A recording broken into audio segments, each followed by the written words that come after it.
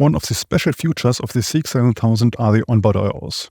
These are 8 digital inputs and 4 digital outputs, which can be configured in a counter, in an encoder interface, in PWM outputs, or in analog inputs.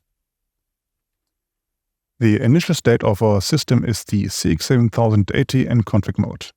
At the beginning, we are adding the onboard I/Os.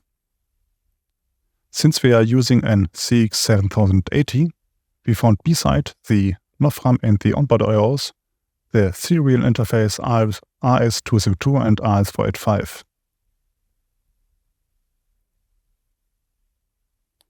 The onboard I/Os are configured via slots and modules. On the left side you can see 4 slots, each with one module which is currently configured.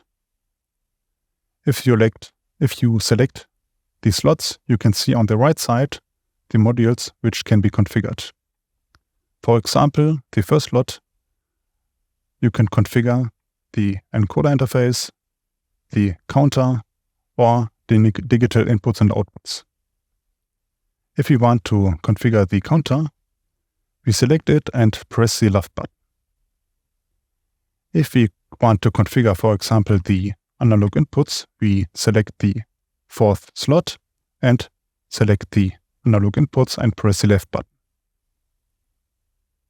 After we finish the configuration, we reload or activate the configuration, and the system is ready to use.